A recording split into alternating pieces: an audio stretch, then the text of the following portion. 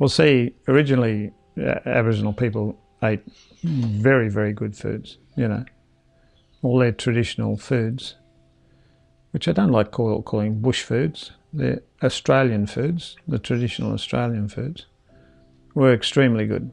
And all the science shows that before contact, Aboriginal people didn't have any of the chronic diseases and so forth that we have now. And that was my experience when I first came to Arnhem Land, was that people were very healthy, very fit, not a lot of body fat, extremely fit.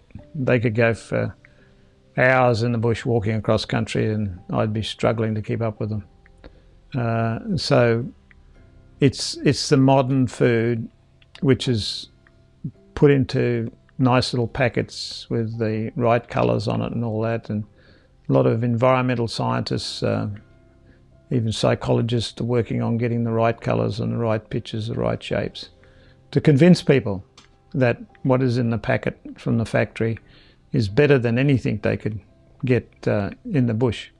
At one stage, Yungo, it's changing now, I think, to a lot of our education, they used to call their traditional foods waking orangata, which is like bastardised, left behind, illegitimate food. It's just rubbish food. And that basically happened because after the Second World War, a lot of people coming to communities would poo-hoo their food, you know. When Yunga would share it with Ballanda, share the food with them, Ballanda would stick up their nose and go, oh, yuck, yuck, yuck, yuck, you know. Because the smells were different, they were strong smells. A lot of those foods these days are sought after, and they're very healthy. All their fruits were sour. There were hardly any sugar-based fruits, sour fruits, and probably like the traditional crab apple was apple a day, keep the doctor away, was probably a crab apple, sour as all hell. So Yunga have become very confused. They think that the government, many people think that the government is in control of everything, as the government sometimes portrays itself to be.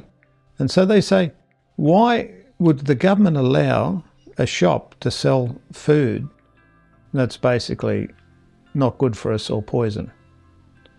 And the whole relationship of commerce and property rights around foods and information is not understood by the people. For instance, you know, government trying to get rid of sugar these days, very difficult. They don't understand those dynamics. And so they're thinking that food in the packet has got to be good for me. They're not thinking that food in the packet is there so the person who produced it can make money from me. They're not thinking that. And so some of the political, economic understandings or relationships around food also needs to be taught.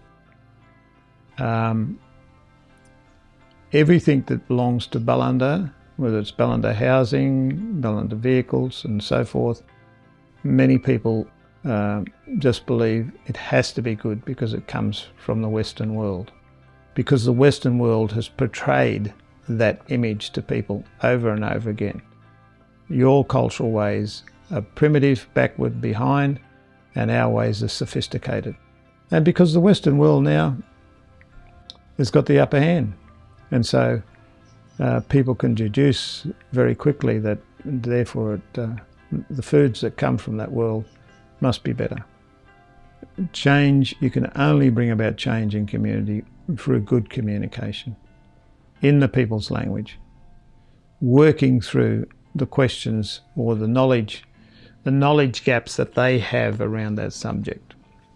And so you need community educators who can move into a community, map those knowledge gaps.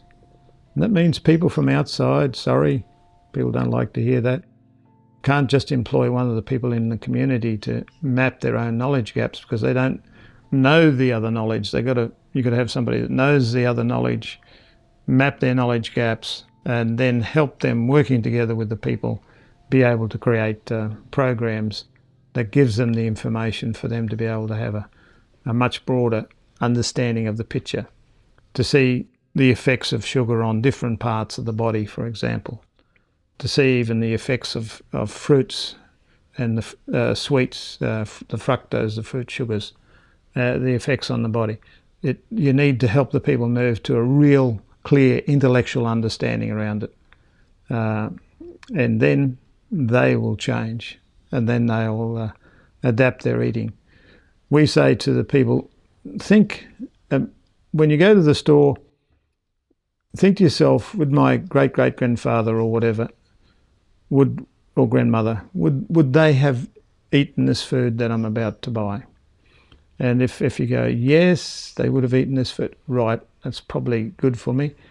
But then to understand intellectually why that food is good for you and how it affects different parts of the body.